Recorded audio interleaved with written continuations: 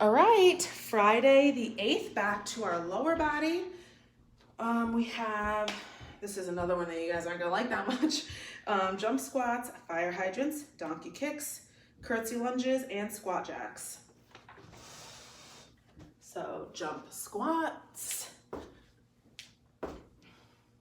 fire hydrants, donkey kicks, alternating curtsy. What are the squat jacks? Alternating curtsy lunges and squat jacks. Okay, so just the combination of jump squats and squat jacks alone is annoying, but so as you'll see with the squat jacks, it says in and out equals 1. So either, however you start it, both things are 1. Okay, so in this one, I did it body weight. If you want to get crazy, you could add weight to your, actually I think I did add weight to my curtsy lunges. You could add weight to your curtsy lunges. You technically could add weight to your jump squats as well. I would just be careful with that, because if you do it weighted and you do a lot of them, you're just gonna be really sore. So sometimes I have that motivation, I want to do this and I'm gonna do that. But you have to remember, if you don't normally do stuff like that, you're gonna be sore. So, if you have some bit, thing where you're gonna be walking all day or something, you might not want to choose to get all crazy with that, because it is gonna hurt. So your jump squat, we talked about, well, we did the frog jump. So this is more just a normal squat, jump up. Normal squat, jump up. I like to do it kind of continuous. If you're gonna do it like that, make sure that when you come down, you still hit that squat. 'Cause it's really easy to half squat, which if that's all you can do, that's all you can do. I can do more. So I need to make sure I'm hitting that squat when I gotta come all the way down. Or again, pause. But bringing your arms back and up will help you with the jump. Pause. Even if you have to take a couple seconds. 1, 2, 3. 1, 2, 3. 1, 2, 3. So again, I always have some sort of pattern or rhythm that I follow, because even though you might be doing it slower or whatever it is, it's still keeping you on some sort of track. So instead of, instead of just stopping altogether, I will do that. So you have those fire hydrants and donkey kicks.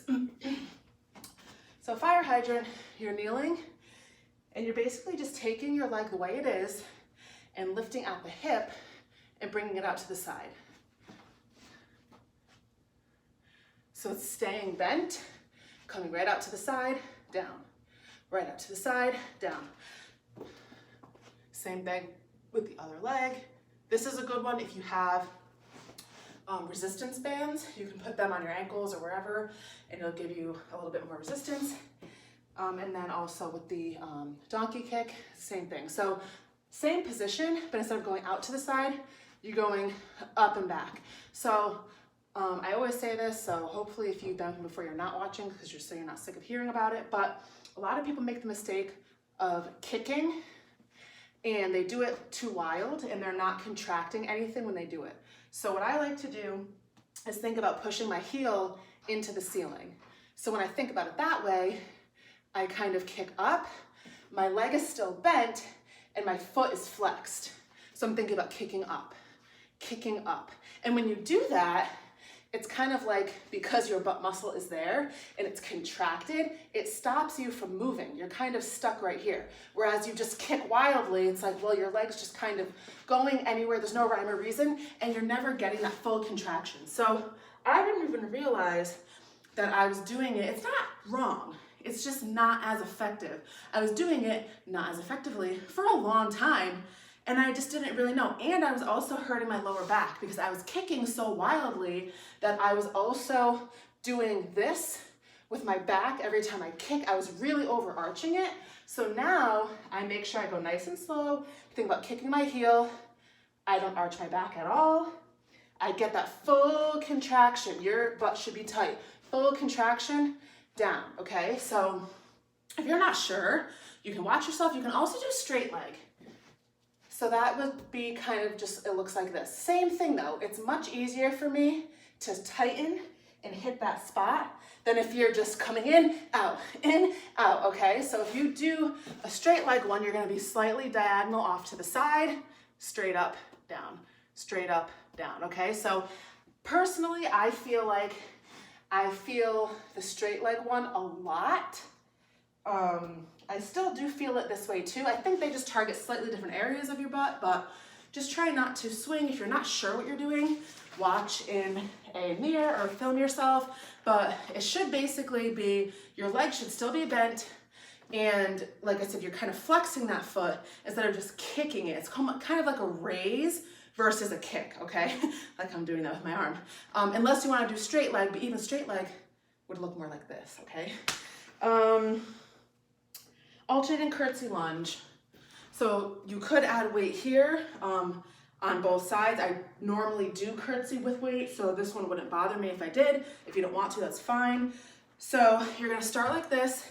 I usually do them alternating. Okay, I put alternating. You don't have to. So if you don't want to, you're gonna do 8 on one leg, 8 on the other. I normally alternate.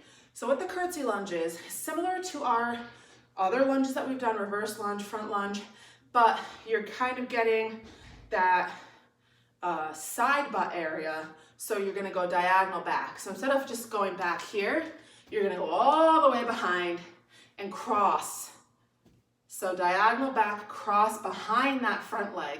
Diagonal back, cross behind, and then sink down. Come up, cross behind, diagonal back, and then sink down. So my legs are still doing 90 degrees. I'm still doing the same thing, but my feet are just in different positions. So instead of being here, sinking down, I'm diagonal back, sinking down, okay? So I do mine like this.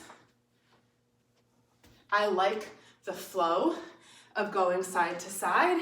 You might not, or it might be too difficult for you if you're new at this, but I like that, so that's why I do alternating. And then we have squat jacks.